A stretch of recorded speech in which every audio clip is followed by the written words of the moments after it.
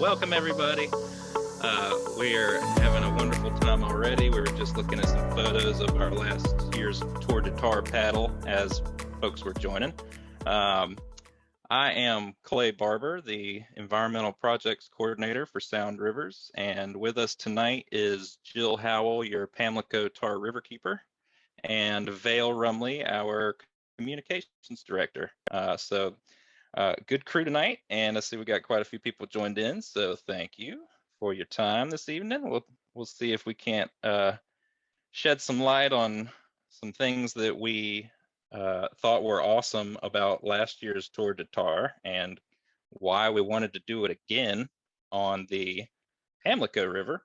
And it'll be about 35 minutes worth of presentation, and we'll have about 20 minutes of Q&A at the end. So if you have a question anytime, put it in the chat, and Vale will be collecting those, and we'll run through whatever was in the chat at the end. And then if we don't have any more in the chat, we'll open it up and people can ask questions, and we'll communicate a little bit. It'll be great. So without further ado, our Pamlico Paddle presentation, let me go ahead and share my screen, make sure everything's good to go. All right, can everybody see my screen? I got a thumbs up. Excellent. All right, man, where do we start? We've got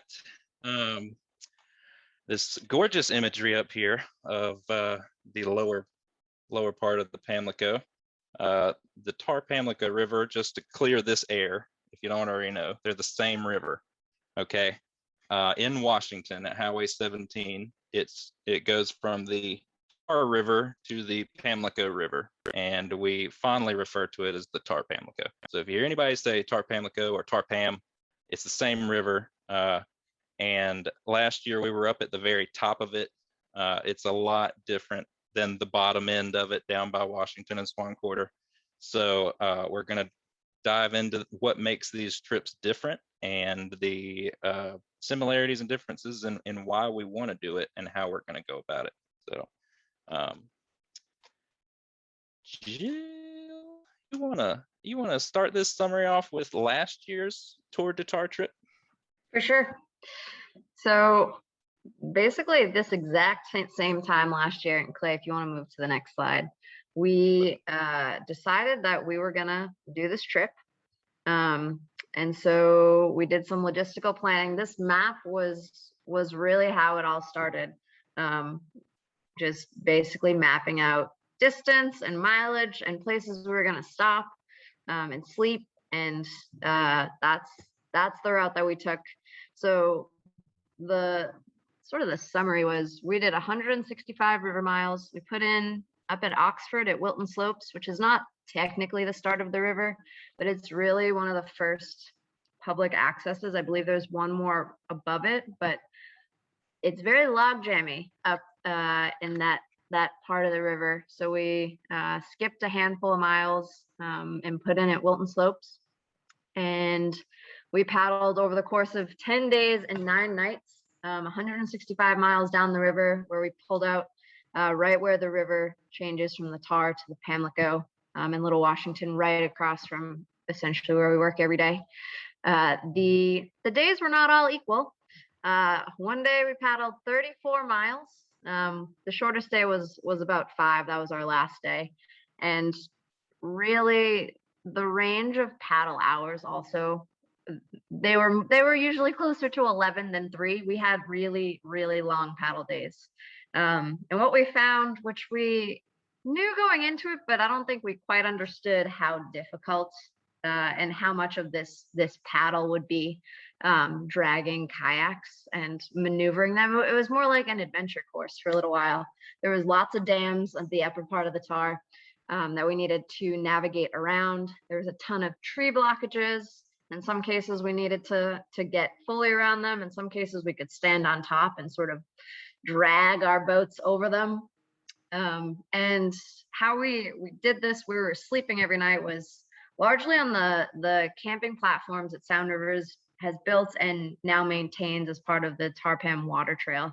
So these are awesome platforms. They're not quite spaced out perfectly to make it an equidistant sort of trip down the river, but there was plenty of them that we could mostly stay on these platforms, covered platforms with screens and real roofs. So we're technically inside, away from the bugs and any sort of weather. So we stayed on those 6 nights. We slept on the dock of one of our supporters and members one night, which was lovely. And then one night we camped on the side of the riverbank, again, up in the upper part of the watershed where there's not a whole lot of development. And when the water's real low, there's uncovered sandbars. So we slept on one of those. And then we did a tiny house in Rocky Mount, which was luxurious and the only shower that we had for 10 days. So that's sort of the 100-foot view of the trip and the overall summary. So Clay and I didn't really know what to expect. We had never done a trip this long, but that was the outcome of it over the course of 10 days. And that was really the starting point for like how we were planning for this paddle. You can jump to the next one, Clay. So the Upper Tar, Clay previewed that the conditions in the river are going to be pretty different this year, but last year the water also changed throughout the course of our journey. When we started, we put in at the Upper Tar up in Oxford. Water levels were impassably low. The paddle book we were using told us that what the ideal water level is, and then basically what impassable is. And we were below impassable, which we quickly found out when we started dragging boats almost immediately. But the channel that was there, the water was super, super cool and clear, really narrow channel, lots of rocks, which when the water is the appropriate level, create rapids up that way. Really no development, just really beautiful up that way. And then once we got downstream, or I guess once we got sort of to the Rocky Mountain area, there was obstructions in the way of dams and such. But after Rocky Mount, we were pretty clear of obstructions, and also there's not a whole lot of like boat traffic on this part of the river. We didn't see all that many people at all, really most of the trip. But after we cleared the hurdles of obstructions and stuff in the Upper Tar, it was really easy paddling. And we were aided by the river flow. We got some pretty heavy rain, which really did help us along. The flow and the current of the river really were pushing us. And then as we approached Washington the last day or so, the river really starts to widen up. Flow becomes less of a factor in your speed, and wind becomes either a huge help or a huge deterrent. And then some of those pictures, the two upper one, or the upper left one is right up at the start up in Oxford. The top right corner and the bottom left corner are kind of somewhere in the middle, in the Tarboro-ish area. And then that bottom right one is the cypress swamp in Greenville. So you can see even from the pictures that the river kind of drastically changed throughout our journey.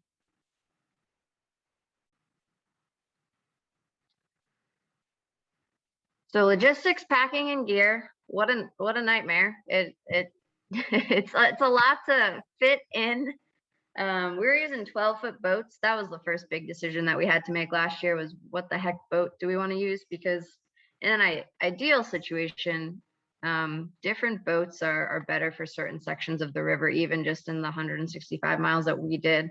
But we didn't want to change out boats. We wanted to basically get on the river with everything we needed and then get off 10 days later. So we sort of settled on these 12-foot sit inside kayaks from the Sound Rivers fleet. You can see I did a pack and run on my front porch to make sure everything would fit. We each were bringing 2 paddles just in case we lost one, somewhere along the way, that the other person wouldn't have to tow the poor paddler. But that's sort of what the packed out kayak looks like. I had a dry bag on the back, and the rest of the dry bags were inside the kayak. And then that picture on the left is the explosion of gear that would happen every night when we arrived. We would sort of take everything out for a number of different reasons, but we had to take everything out to cook. We needed to take new clothes out and dry the clothes that we were wearing because they were probably wet. We needed sleeping gear. We were mostly sleeping in hammocks. I think we only slept, aside from like the tiny home night where we had actual beds. There was one night where Clay slept in a tent, but it was pretty much hammocks the whole way out. And then the bottom right picture is what we were using for cooking. We, except for a handful of meals that were delivered to us or pizza we had at Rocky Mountain Mills, we were cooking our dinner every night, and then lunches and breakfasts we were not using a cook stove. But that small little setup with one pot and the fuel, that was essentially our cooking setup. And then that top right picture is all of that gear ended up in dry bags, but that was all brought with me. That was just my gear. 10 days is a long time when you're trying to anticipate different conditions and you need to bring everything you're going to wear and everything you're going to sleep in and everything you're going to eat. It's a lot to bring. So that was a real learning experience trying to pack for a 10-day journey. We're a little bit easier off this year with only 5 days, but it's still a long time. You can go ahead, Clay. Indeed. I'm just looking at this now and laughing because I know already there's some things in here that obviously we won't need because we won't be on the water as long, but things that I immediately remember not using at all, and things I remember like using every day. So the sooner you can get out there and give it a try, the experience goes a long way. So next, we'll deep dive into our accommodations that we had because, like Jill said, they were very different. The Upper Tar has probably the majority of our camping platforms, or I'll say the Tar River has the majority of our camping platforms on it right now. So the goal was to stay at those as much as possible. The ultimate goal is for there to be a camping platform every 8 to 16 miles along the river so that you will have somewhere to stay every night in a pretty average paddle distance. But we're still working on that. So for the time being, we had a few gaps. I think the one night that we stayed on the side of the river was near Lewisburg. And you can see me in my sweet poncho over there on the riverbank. I don't know why we don't have a picture of Jill's hammock set up because it was a sight. she found a bent over tree and rigged her hammock up in between it. It was pretty nifty, but I also slept comfortably on the riverbank. The Tar River, up top especially, and as you get down to Greenville even, it can fluctuate pretty quickly. While we were up near Bunn, it stormed for like a whole day, and the river came up like 3 or 4 feet overnight, which was nuts. And the current doubled, and the next day we went from doing 5-mile days to 15-mile days or 11-mile days and 30-mile days. So it's worth noting how much the river can change, which is why we want the platforms. They're built about 50 feet off the bank because of regulations until you get down to Washington. But that also affords you a little wiggle room for when the water rises and falls. And if you're not in a camping platform and you're camping along the river, keep that in mind. Check the weather, know the river forecasts, but also know that there's a high water mark. And usually if the water is low or at a normal river level and there's a sandy bank, a little sandy beach area, that's public waters. So you can camp there. You might not want to go adventuring on all the land behind the beach because that might be somebody's private land, but whatever extends out into the water under low water conditions is probably a safe bet. So that's what we did.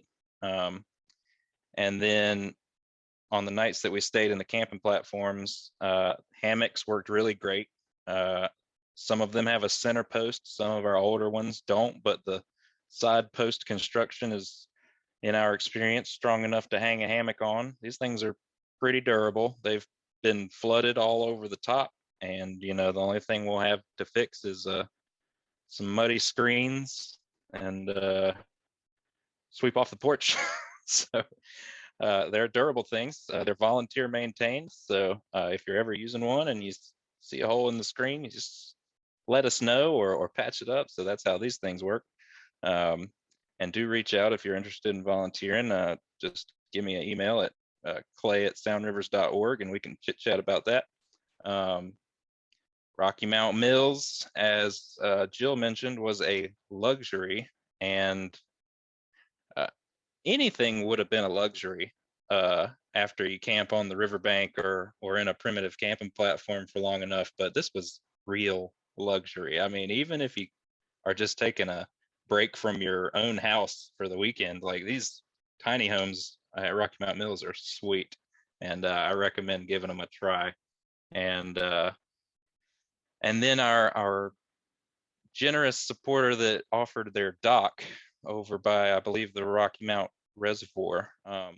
That was a cool location. I mean, we pulled up and as you can see by the photo, it was decked out for Halloween, which, I mean, how cool was that? And there was a bunch of animals that were swimming up to the dock and saying hello. This particular person does a lot with turtle rescues, which was really neat to chit chat about. And just to have a little roof over your head and a firm ground underneath your feet, it's really a good experience. We truly had a good time in each place that we camped for different reasons in each location. And I'm trying to think of anything else remarkable about our accommodations.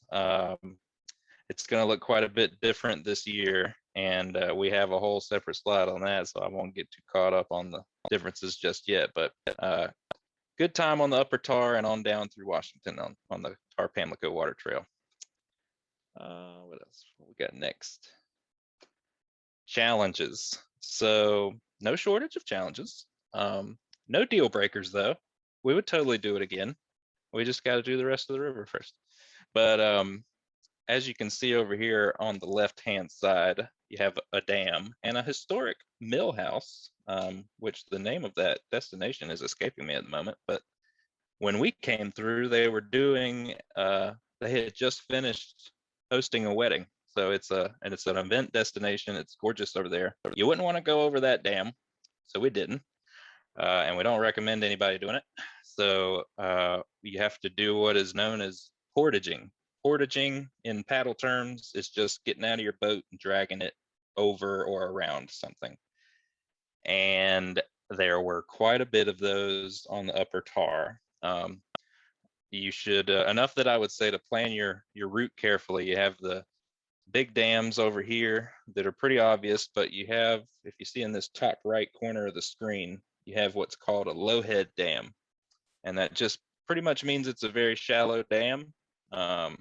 If the water's high enough, you might go over it and not even know it's there.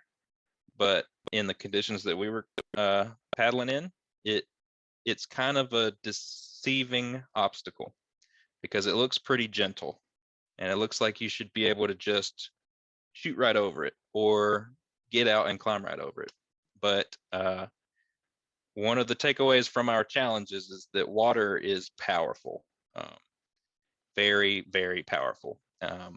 And so that particular picture, I almost capsized my kayak trying to get back in it right there. And I'm a fairly experienced paddler, so we recommend avoiding the low head dams unless the water is high enough to go right over it. So plan your routes, know where these things are, give us a call if you need to know where they are, and we'll do our best to direct you. Log jams are pretty much a natural dam, so they present a slightly different issue in the fact that not only do you not want to try and really paddle over them, sometimes you don't want to get anywhere near them, because if the current is swift enough, they become what you call a strainer. And if you can imagine pouring water through a strainer in your sink and the strainer catching all the debris. That's the same principle that is occurring here, and you don't want to be a piece of debris getting caught in that strainer. So if there's a known log jam, which one the size of the one that you see at the bottom center of this screen, that was marked in a book that was written 3 to 4 years ago, and it's still there. It's probably bigger than it ever was. So you can plan around them, but then sometimes just a tree will fall over, like you see over in the bottom right hand corner, and sometimes you can get around it if the current is slow and there's an opening under a limb or something. But a lot of times you end up climbing over top of them or getting up on the bank and dragging your boat around. So those were some of the challenges. We had one bridge, if you can see in the top part of that picture, we had one bridge that is notoriously low. And we were told this by a lot of our local paddlers in Rocky Mount to look out for the water level under this bridge. So I'm not sure how we would have tackled it if we'd have had any higher water. We probably had to figure out some way to go around over the road, but we slipped under there and kept on going. So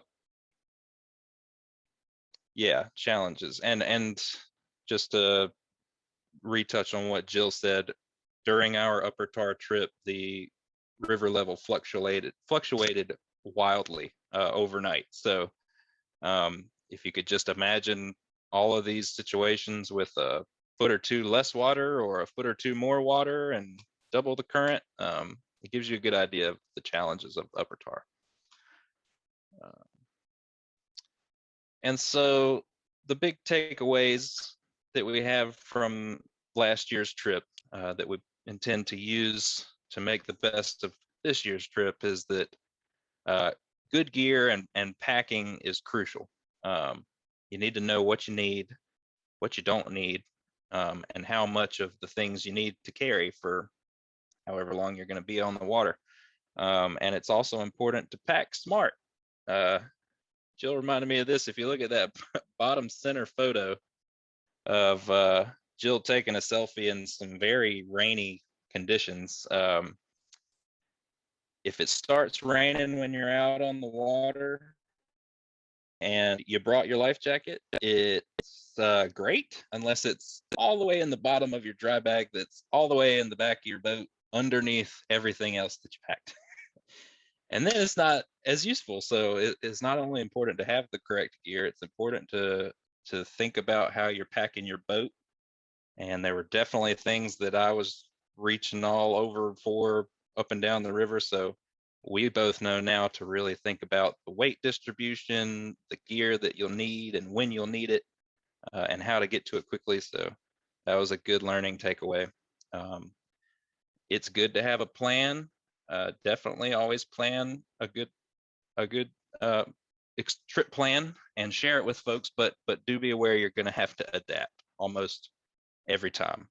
The storm that we rode out up in Bunn came, like we saw it coming on the weather apps, but we weren't in a position to really do anything about it. So we just hunkered down and redid the logistics of our paddles. And then the bottom center photo where Jill and I were digging for our rain jackets, that was a quick storm. It came and went in 20 minutes maybe, but it soaked us completely.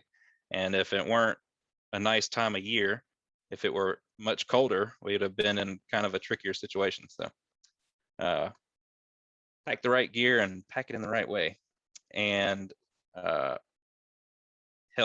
help was essential. I know I have to own up to wanting to do everything myself sometimes, but when you're doing big adventures, reach out to your friends and people that are like-minded and have been there and done that, or know something that you may not know, or may be in a position to help you do something safely, because we had an awesome turnout of volunteers that helped us do everything from get food to have the appropriate clothing, letting us know about where obstacles are going to be and giving us transportation around those obstacles, letting us stay overnight, partnering with us to talk about issues on that section of the river.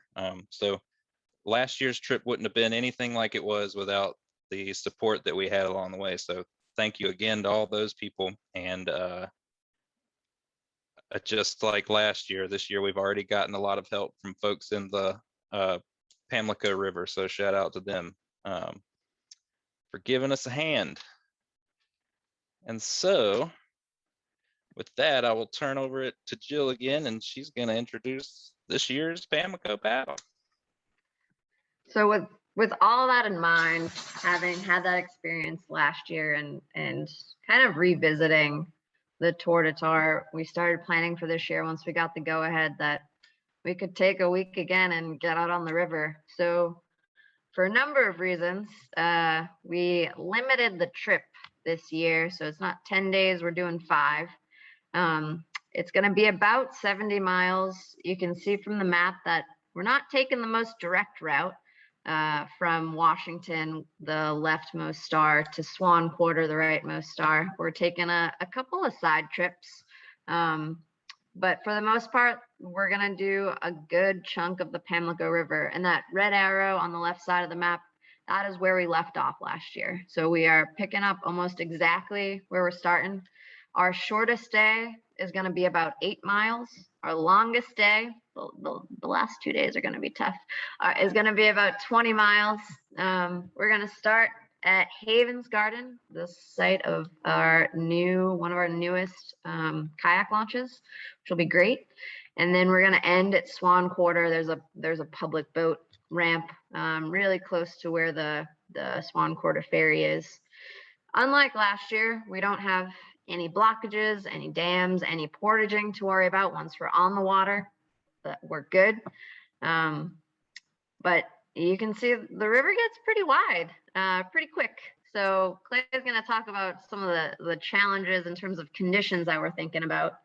But this is the route that we're going to be taking and the distance we're going to be covering. And they're a little hard to see, I think, but the blue circles are accommodations.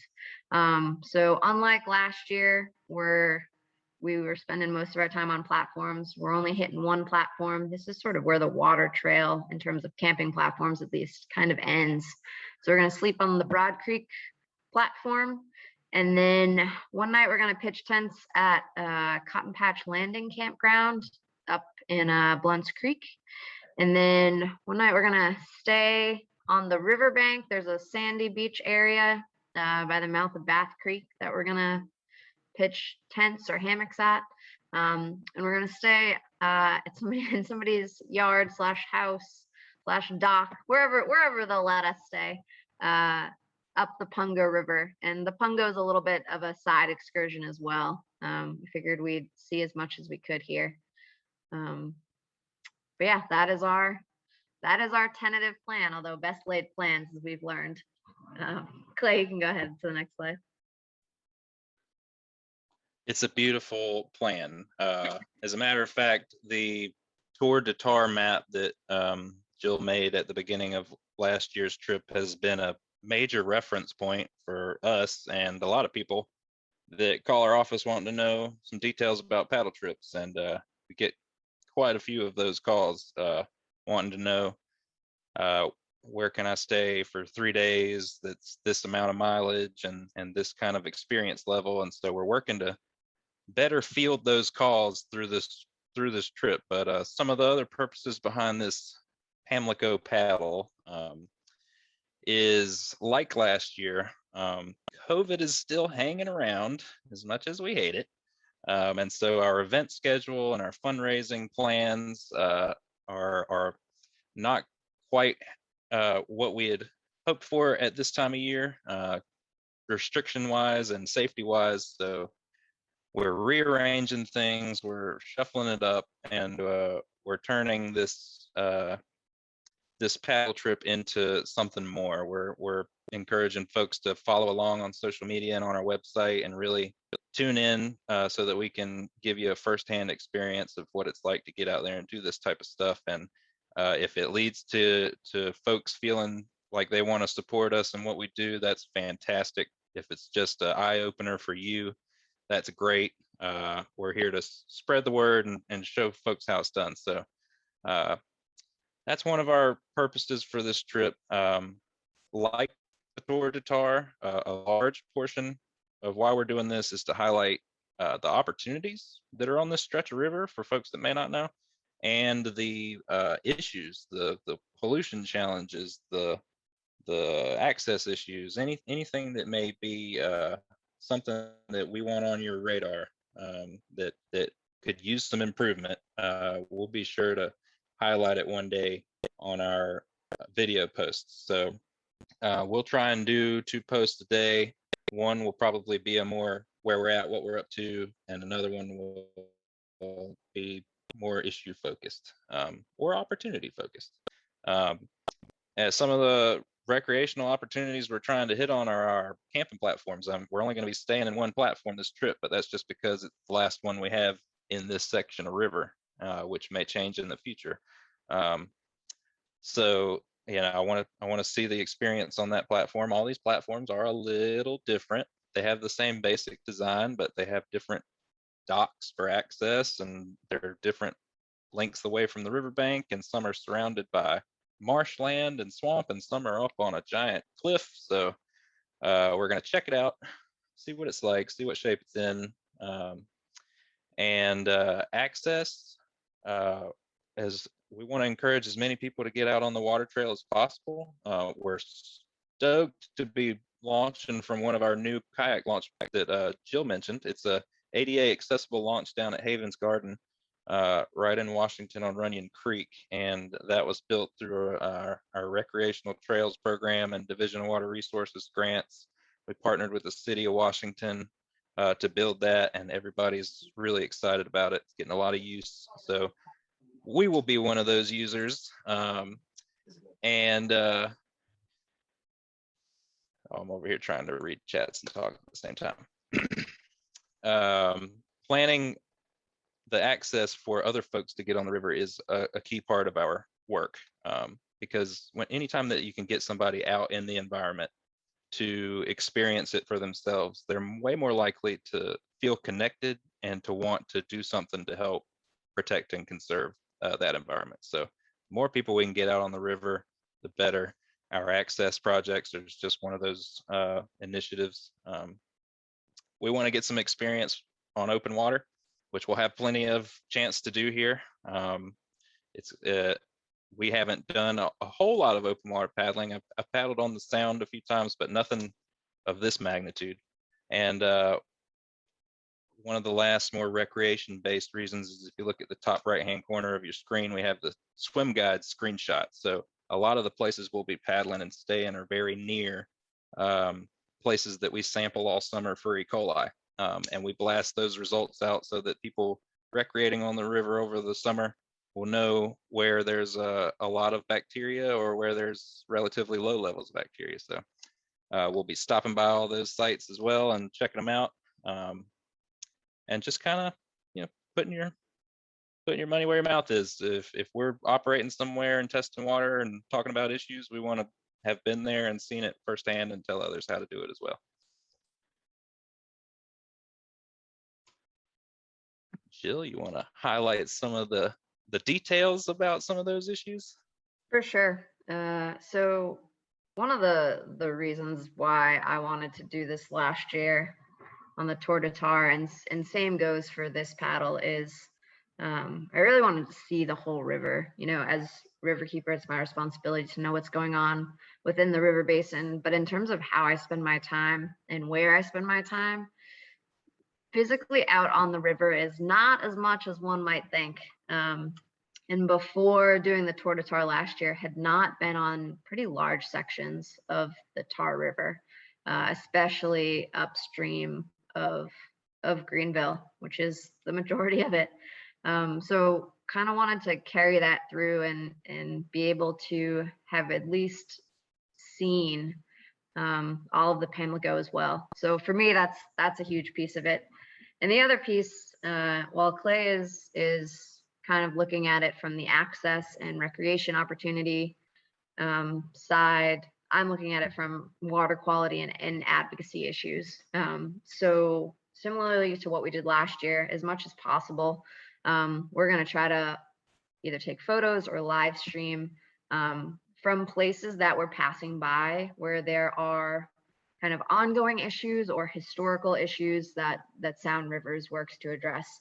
And a couple of these that we're going to hit. One, and kind of the reason for the Blunt's Creek side trip is ongoing litigation around that creek. Sorry, I'm a little distracted. Clay, I'm going to have to hand this off to you real quick, but I'm going to try to get through this. There's the largest vertically integrated phosphate mine, I think in the country, is right on the Pamlico. And then there's some fish kills that happen all the time, especially this time of the year, as well as hurricanes and flooding. So these are some of the things that I'm hoping to highlight along the way. Thank you, Jill. So Jill's got more Riverkeeper work to do this evening. They never quit. She's got to put her 2 cents in on a meeting surrounding some of these issues and others that a lot of the Riverkeepers across the state are tackling. So again, the purpose of the Pamlico Paddle, as far as some of these issues go, is to go to these places, see the area that these things are occurring in, so that you can really better explain the consequences of some of these issues to people that may not know. And while Jill is the expert on some of the litigation and the ins and outs of phosphate mining and those and the effects of bacteria and nutrients on the wildlife and the environment in the area, I can definitely attest to the hurricanes and flooding aspect of this. Just as a longtime resident of East NC, hurricanes are no stranger around here. And while the Pamlico River doesn't fluctuate as greatly as the Tar and the upper Tar during your average rainstorms, when these hurricanes come through, just the amount of water that's dumped and the amount of wind that occurs over time, it pushes the water in wild ways. So definitely some things that we're going to be paying attention to while we're doing this paddle. And some of the new challenges that we're going to have are again these paddle conditions that I'm talking about. If we see a hurricane coming, we'll get off the water. We recommend everybody do that, but we're crossing our fingers for good weather. That being said, good weather on open water is much different than good weather on a small, narrow, rocky river. So this area is going to be a lot less current driven, and it's going to depend a lot on the wind. And what we've noticed is that even on a clear, perfect day, the afternoons tend to be windy on the water, and your regular nice day wind is enough to create more chop than we probably ever ran into on the upper Tar and Tar River. So we had to be careful about our boat selection. Sit on top, I think, is what Jill's taken, similar to what you see in her picture with this hilarious river pup, which I'll get into in a minute. They're designed to self-drain, so if water comes washing over the bow of the boat, it'll just trickle through the scupper holes in the bottom. It's great for paddles when you know you're going to get a little wet. And I will likely be in a touring kayak. So these are much longer than the boats we took for the Tour de Tar, which are 12-foot boats. Touring kayaks are usually around anywhere from 14 to 17, 18 feet. And they are designed to cut through the water versus bob over top of them. So we'll have two different style boats this go round. One will be climbing up and over the waves as they come, and one will be slicing through them. And we did that on purpose. One, to educate folks on the different kind of boats, but also touring kayaks, cutting through these waves is probably going to be a little easier on the body, a little less physically strenuous. So if Jill gets tired paddling her extra companion around, we can switch boats, and I can take a turn with Miller and she can take a break, and there's different gear storage options. So we're just kind of testing the waters, if you will, with both of these style boats. Again, so we can tell people the differences better. I've never been in a touring kayak for more than 30 minutes, so that'll be a learning curve for me. Jill has her own learning curve, and I will too, but this is her new doggo, Miller, the Adventure Pup. And he's a great dog. He loves hanging around the office. We all love him, and it's going to be interesting to see how he does on the trip. We've already paddled with him quite a few times. He really enjoys it. Jill found a boat where they can be all snuggly and close, so no worries about him. He'll have his own PFD because he's a smart dog. And yeah, so we're hoping that'll be very entertaining. And we know a lot of people that love to adventure with their pets, so we want to tell people not to be discouraged. Just plan accordingly, and you'll see how it's done. So with that, we encourage everybody to follow along, whether it be on Facebook or whether it be on our website. If you don't want to get into social media, I know I'll get on social media for one reason and end up in a wildly different place shortly after I get there. So you can just log on to soundrivers.org/Pamlico Paddle, and we'll have this site page that you see in the top right hand corner open with our videos as they come in and as we make them. Just because we know that good plans tend to go awry, we plan to do 1 or 2 videos a day. We don't really know when they'll happen. It'll depend on the weather and our schedule and internet access, or phone and data access and all that good stuff. So, but do keep in touch, do follow along. With that, I think we are approaching our questions time.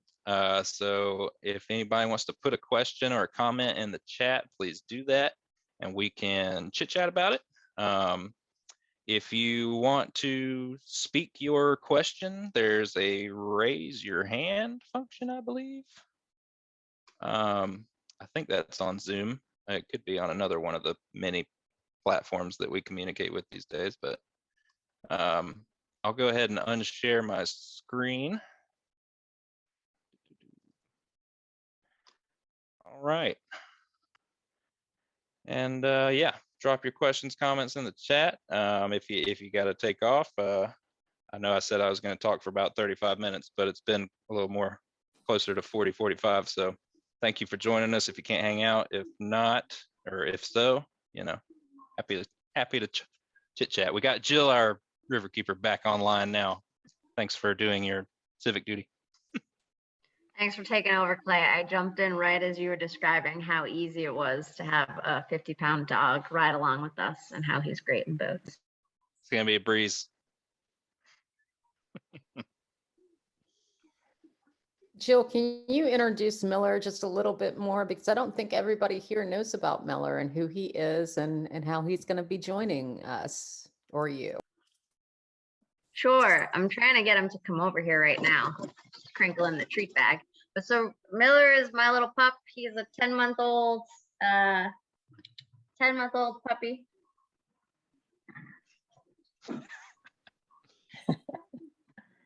This is him. He's going to be joining us.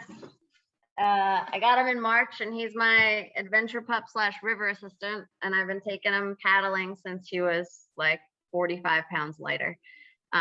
So he's right on the cusp of either like really helping me to strengthen my arm muscles, or like if he's out of the kayak, he's just swimming for the rest of the way because he's tough to pull back in. But didn't want to leave him home on this adventure, and he loves the water and likes people. So I figured that we could bring him along. And judging on how our boat testing went the other day, he really likes to be in my lap in some of the boats. So we'll see how quickly I am moving. But yeah, we figured it'd be, why not? Why not add an extra challenge to the paddle, and it will make for great photographs and social media. Claudia Hurd has a question. Claudia, do you want to unmute and I think I'm unmuted. Can you hear me? Thank Yes, you. we can. Thank you for taking my question. When does the Pamlico paddle begin? What date? I came in late, even though I belonged to Sound Rivers for a long time. So when do you start your tour? We're going to kick off this event on Sunday, October 17th. So this coming Sunday, we will be hitting the water at Havens Garden. From 9 to 11 in the morning, we're going to be doing a quick little land trash cleanup at Havens Garden, just to get everything kick-started, get everybody talking to each other, and clean up our office, if you will. And then Yes, Jill and sir. I are going to plan and hit the water around 11, and people are welcome to paddle off with us on our first day. There's a place to get out at Goose Creek and at Dinah's Landing. And so, yeah, October 17th to the 21st is when we'll be on the water.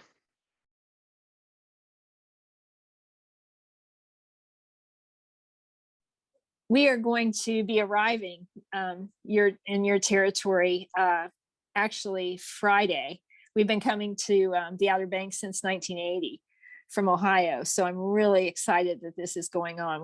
We'll be staying in Hatteras again, but you'll definitely be in my thoughts, and I'll be following you on Facebook and watching for your videos. So, and I definitely will pledge some money. Thank you.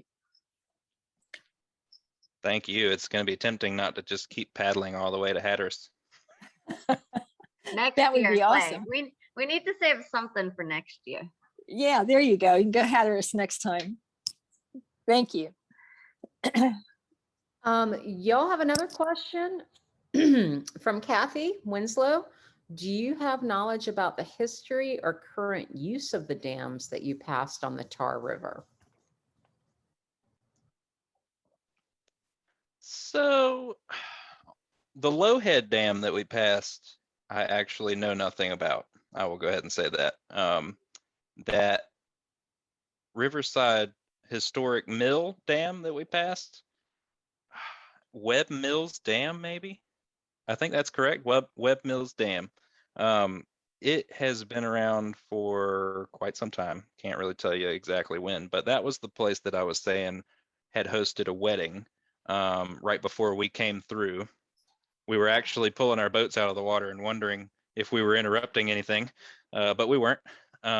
And at that mill, there is a old shut down highway bridge right before you get to the dam.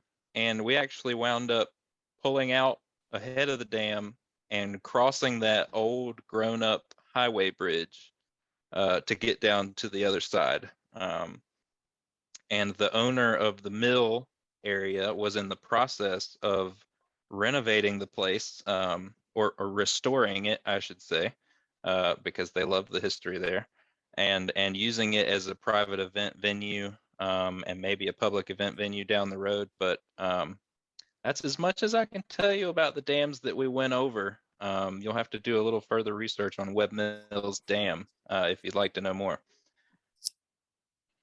I think the only dam that was like really still maintained and operational that we went around was the Tar River Reservoir.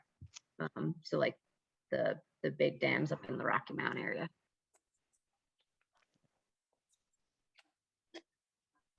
I will say Paddle East NC by Paul Ferguson is where we referenced to plot a lot of this trip, and they do that book does a great job at describing these dam locations and the portages that you'll likely come across. So highly recommend that book, Paddle East NC by Paul Ferguson, whatever the latest edition is.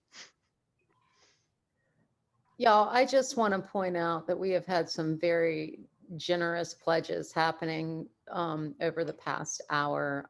Betsy Hester, thank you, Betsy. She has pledged $5 for each mile of the paddle. And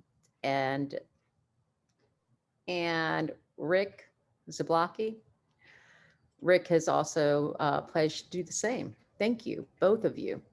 Yeah, thanks, you guys.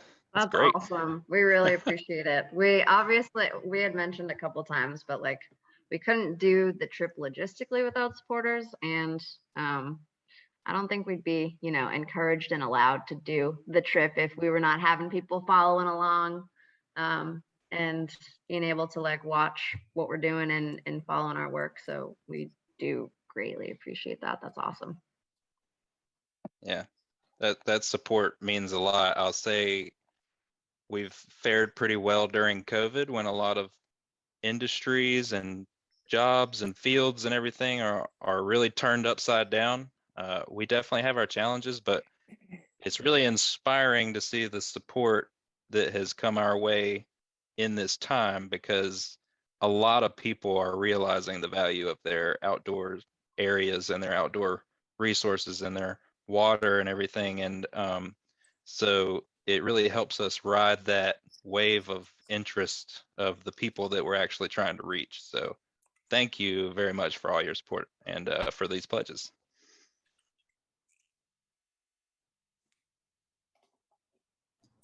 Does anybody have any other questions? Logistical, pet related, anything? Just a plug, because we were sort of doing this last year. Questions were coming up a lot as we were doing our videos and sort of talking about what we were doing. So if you have questions that come up as you're watching us, feel free to email info@soundrivers or leave comments on the Facebook page. The majority of questions seem to center around food, bugs/snakes, and bathrooms. So we'll make sure to hit those in all the videos, but if you have anything that you want to ask us, we will be sure to include that. And just to, if nobody has any additional comments or questions, I'll just take the time to say that this is part of an ongoing series, the Tell Me About It Tuesday series. And usually we have a guest speaker that is a scientist or an expert in their field. We just happen to be the folks on stage for this week's event, but our next Tell Me About It Tuesday coming up is going to be on November 9th, same time, 7 to 8 p.m.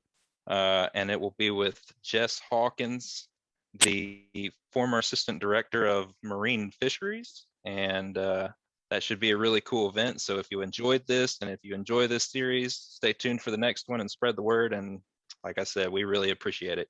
We hope everybody has a really good evening and follows along on our trip. One more acknowledgement. I'm not sure who the Boyer is who has pledged $100 for your trip, but thank you very much. Let us know who you are. Thanks. Yeah, thanks, y'all. All right. Well, we're going to respect your time, and we hope everybody has a good evening, and we will see you next time. Good night, everybody.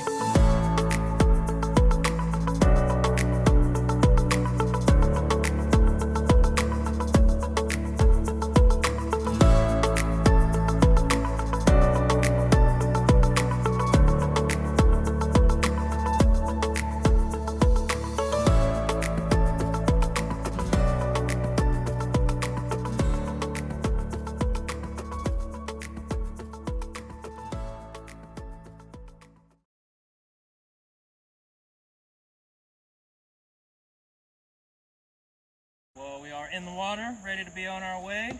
The launch took a little longer than we expected. We ran into some company up in the parking lot. A gentleman from a paddle, this exact paddle 10 years ago, met us up to see us off. So we were excited to talk to him, and it's a beautiful day. We're excited to get on the river. That's it. Let's do it!